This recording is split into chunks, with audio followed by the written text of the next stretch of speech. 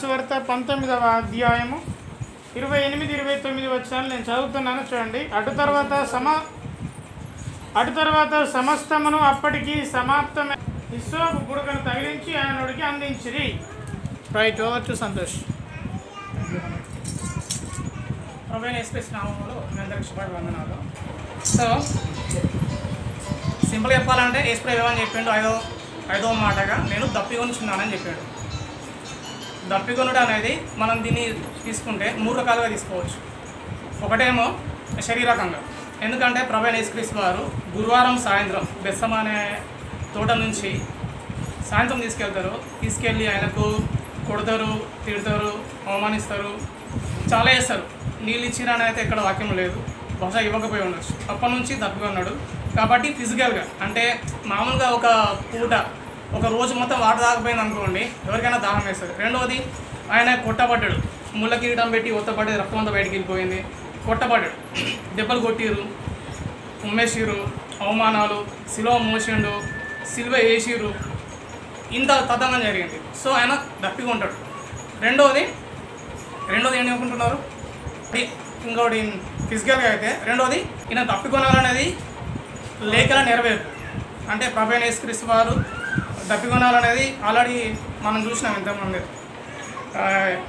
కీర్తనలు 69:21 ఇందులో చూస్తే మనం, వారు చేదు నాకు ఆహారంగా పెట్టిరి, నాకు దప్పి అయినప్పుడు చెరకను త్రాగనిచ్చిరి.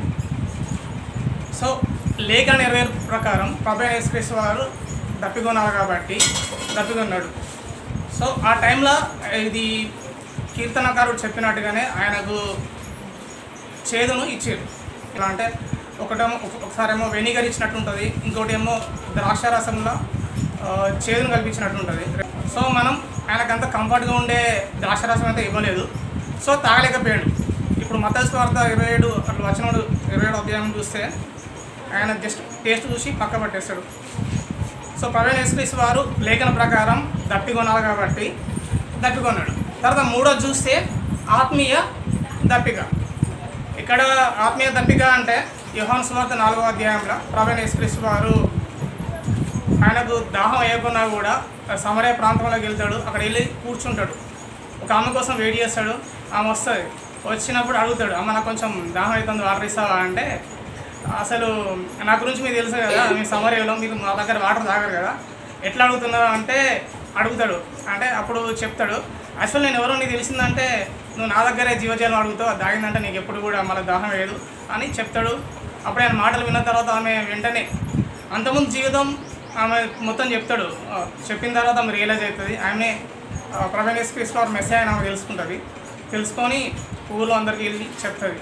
సో ప్రభువైన యేసుక్రీస్తు వారు దప్పికొన్నది, ఆత్మీయంగా కూడా దప్పికొన్నది ఏంటంటే, అది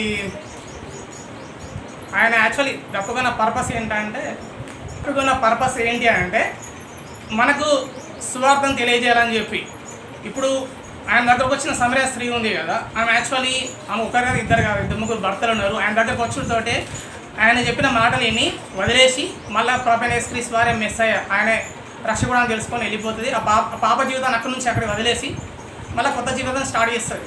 ప్రభువైన యేసుక్రీస్తు వారు వచ్చి దప్పికొన్నాడు అంటే 3 రకాలుగా, ఒకటి లేఖనాల నెరవేర్పు, రెండోది శరీరంగా కూడా దప్పికొన్నాడు కాబట్టి అది కూడా, మూడోది ఆయన మన కోసం దప్పికొన్నాడు. మనం పొందాల్సిన శిక్ష చేసి ఆయన పొందిండు. ఏదైతే శిక్ష పొందిండో, మనమైతే ఏ శిక్ష పొందాలనుకున్నాడో అది ఆయన పొందిండు. మనకు రక్షణ సువార్తను బైబిల్ ద్వారా ఇచ్చిండు. అయితే ప్రభువైన యేసుక్రీస్తు వారిని మన సొంత రక్షకుడిగా అంగీకరించి ఎప్పుడైతే ఆయన చెప్పినట్టుగా నడుచుకుంటామో అప్పుడు మనం పరలోకం వెళ్తాం అన్నమాట.